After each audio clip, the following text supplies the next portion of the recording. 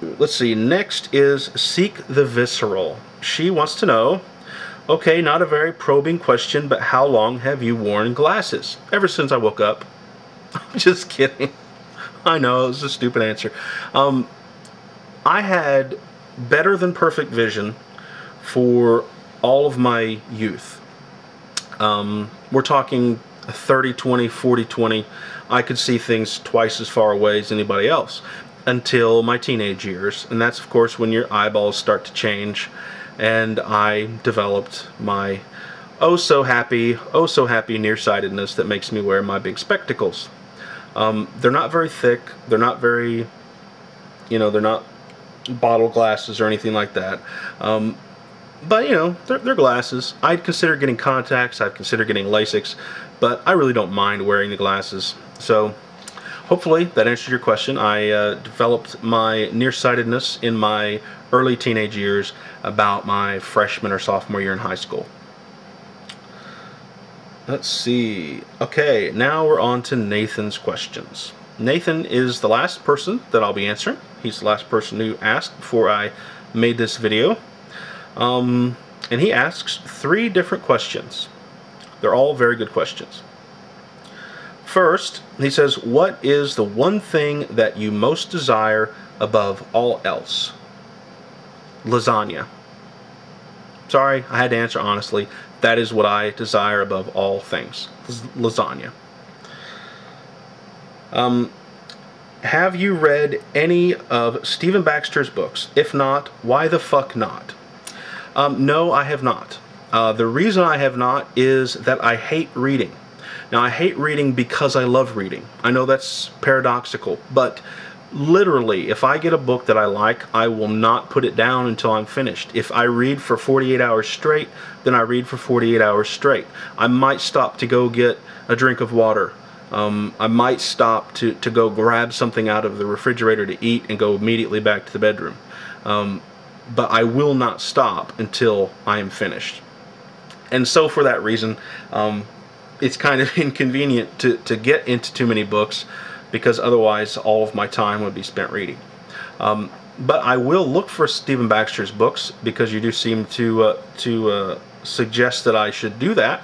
So I will go take a look. If you have any suggestions as to particular titles, please IM me, Nathan, and I will look for those at the library.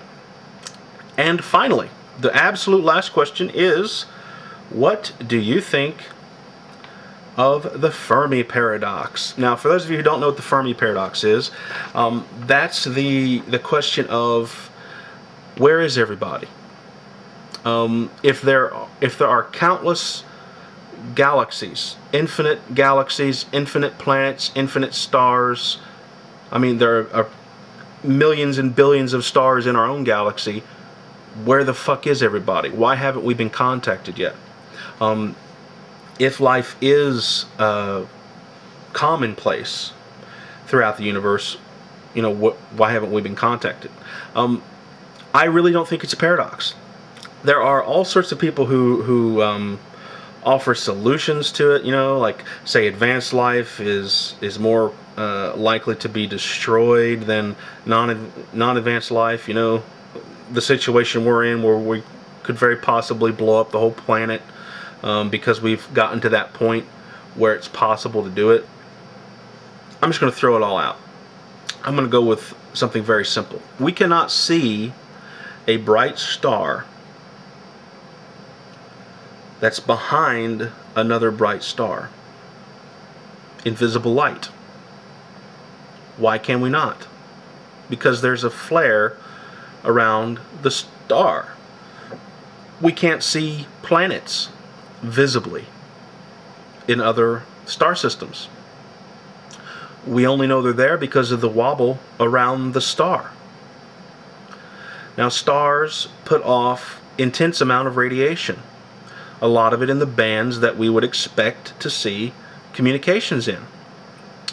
An omnidirectional communication, for those of you who don't know the ins and outs of radio communication, an omnidirectional antenna, which is the type that's up and down, that just goes in all directions. it dissipates more quickly than a directional antenna. I would expect that most of the transmissions we would expect to pick up from these other planets would be omnidirectional transmissions. That is, they're not pointing it at us. They're pointing it, to the rest of their planet. So, what are the odds that we're going to be able to pick up Leave It to Beaver, transmitted from a planet, how many star systems away, that is shrouded in radiation background noise from the star that it's close to, from other stars that might be in the way?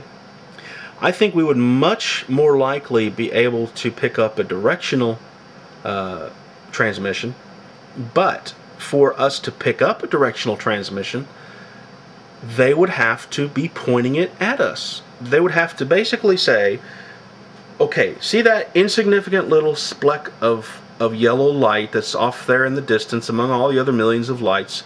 We think there might be a planet around it. So what we're going to do is we're going to try to figure out the trajectory.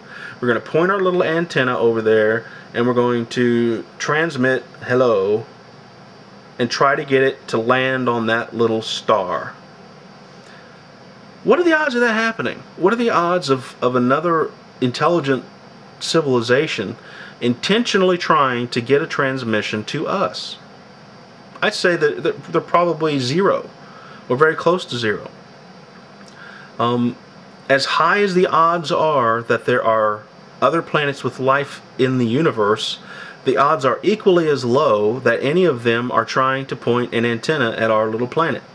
The only reason they would ever pick up a signal that we transmit would be if they were close enough to resolve it through all of the interference from the background.